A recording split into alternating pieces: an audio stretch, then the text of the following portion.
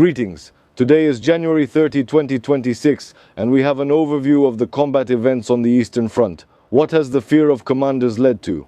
Report the real situation. Watch it in this video. Let's go.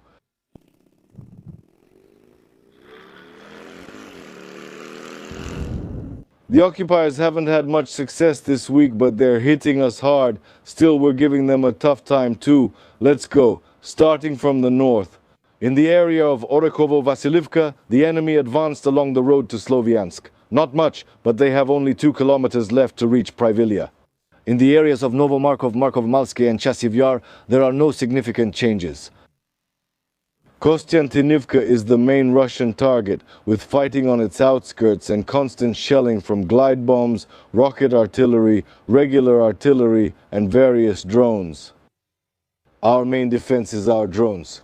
They managed to drive out all the orcs in the area of the checkpoint where the orcs entered last week, as well as in the areas of Yablinivka and Rusin Yar. The enemy is preparing something, probably something big, because we've been observing this situation for several days now.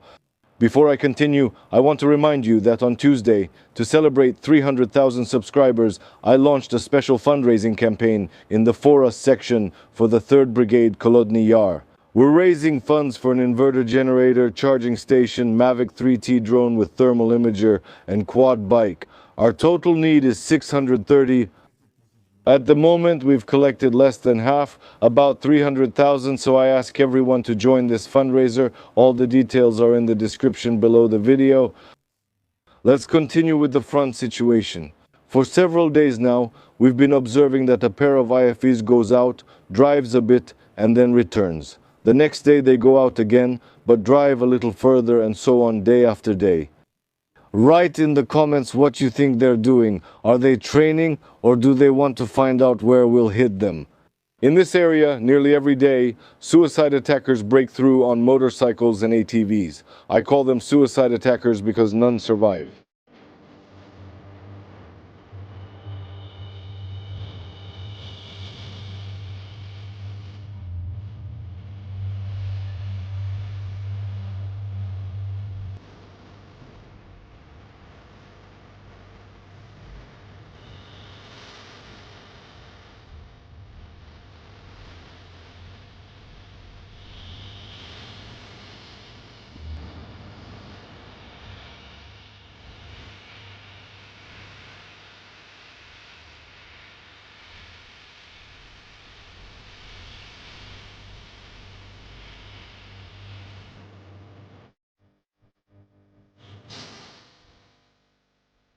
Sofivka. This week our troops managed to push the occupiers back a bit. Shakov and the nearby quarries are completely occupied, thank you.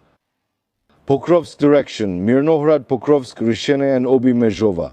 This week there's some kind of fog of war. They report that the defense is holding and the enemy is being contained, but the overall situation is getting worse. Maybe some commanders are afraid to tell the higher leadership about the real crappy situation. It's easier to just write 450 and then we'll see how things go.